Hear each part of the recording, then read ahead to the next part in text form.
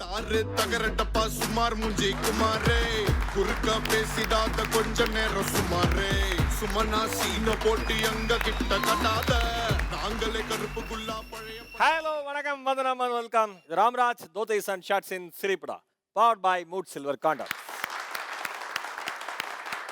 இந்த 1500 பத்தி இந்த அறிவிப்பை பத்தி நம்ம மக்கள் கருத்து சொல்றீங்க. இந்த 500 1000 எந்த விதத்துல பாதிப்பு உண்டு பண்ணுச்சு அப்படின்னு? மிடில் கிளாஸ் பீப்புளை நல்லா அஃபெக்ட் பண்ணிச்சு. எஃபெக்ட் பண்ணுச்சு. பஸ்ஸுக்கு சேஞ்சு கேட்டால் வாங்கலை. அந்த 500 என்ன பண்ணீங்க அப்புறம்? நெக்ஸ்ட் டே பேங்க்கில் மாத்திட்டீங்க. அக்கௌண்ட் டெபாசிட் பண்ணிட்டேன். ஆத்திரத்தில் கழிச்சு போடல? இல்லை இல்லை இல்லை, டென்ஷன் ஆகிட்டேன். நான் பயங்கர டென்ஷன் ஆகிட்டேன். ஒரு 500 ரூபாய்க்கு? ஆமாம். இப்பதான் ஆஃபீஸ் போவே ஸ்டார்ட் பண்ணேன், அதுக்குள்ள 500 ரூபாய் மூட்டாங்க. நீ ஏன் கவலைப்படுற? சம்பளமே வந்திருக்காது. நீ எல்லாம் பண்ண ஆபீஸே மூடணும். இல்ல ஆபீஸ் இப்பதான் போயிருக்க, சம்பளமே வந்திருக்காது. அப்புறம் என்ன? இல்ல 500,000 தானே பார்த்தா கொஞ்சம் சந்தோஷமா இருக்கும். 100 ரூபாய்லாம் பார்த்தா ஆஹா. உன மாதிரி பணவெறி பிடிச்சுக்கொள்ளுக்காக தான் இந்த ரூல்ஸே போட்டுருக்காரு பிரதமர். அப்ப நீ உங்களுக்குலாம் பிடிக்காதா என்ன? பசங்க அம்மா வந்து பசங்கிட்ட வந்து ஒரு 100 ரூபா கொடுத்தாலும் சூப்பர்மா தேங்க்ஸ் பண்ணிட்டு போவாங்க பசங்களாம். எங்களால அந்த 100 ரூபாய் வச்சு ஒன்றும் பண்ண ஏன்னா முடியாது. எங்களுக்கு பியூட்டி பார்லர் போக வேண்டிய அவசியம் கிடையாது, ஹேர் ஸ்ட்ரைட்டன் பண்ண வேண்டிய அவசியம் கிடையாது. சார், இந்த ரூல்ஸ் வந்தது வந்து வரவேற்கத்தக்கது தான். Very good. ஆனால் இந்த பேங்க்ல நிற்கிற பீப்புள்ஸ் யாருன்னா நடுத்தர மக்கள் தான் கீழே வெயிட் பண்ணுறாங்க. மற்றபடி ரிச்சஸ்ட் பீப்புள் யாருமே அங்கே இல்லை. Something wrong. நீங்க வேற 18 ஃப்ரீயா இருக்கீங்களா?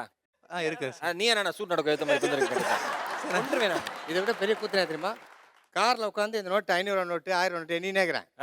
பிச்சைக்காரன் ஒருத்த கதவு தட்டிட்டு 100 ரூபாய் அவன் ஜோபிலேருந்து எடுத்து காட்டி இப்போ வந்து இன்னைக்கு வந்து சின்ன திரையை ஆட்சி செய்யறதே வந்து சீரியல்ஸ் தான், நாடகங்கள். இந்த நாடகங்களுக்கு வந்து பயனீர்னு நிறைய பேர் இருக்காங்க. மேடை நாடகங்கள் உனக்கு தெரியாது இல்லை, நீங்கள் காதாடி ராமூர்த்தி சாரோட அவ்வளோ நாடகங்கள் நீங்கள் பண்ணியிருக்கீங்க. அதனால ஏவிஎம் அப்படின்னா வந்து சினிமா, நாடகம் அப்படின்னா வைத்தியம். எஸ், ஒரு பலத்த கைத்தட்டலோட the legendary man YG Mahendra sir.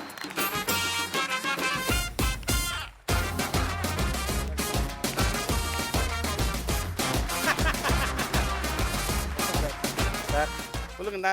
மிகப்பெரிய மனிதரை நாங்கள் நிற்க வச்சு பேசக்கூடாது. அப்படி இல்லை சொல்லு, நானும் சின்ன இளைஞர், உங்களை மாதிரி இளைஞர் தான். அவனுக்கு வயசாக இருந்தா இல்லையா?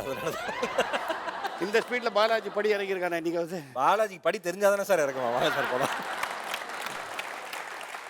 ரொம்ப நன்றி. இதுக்கு முன்னாடி ஸ்ரீ சேகர் சாரும் விசு சாரும் வந்திருந்தாங்க. அன்றைக்கே நானும் பாலாஜியும் சொன்னோம், வைஜி சாரும் காத்தாடி ராமூர்த்தி சார் வந்தால் ரொம்ப ரொம்ப நல்லா இருக்கும் அப்படின்னு.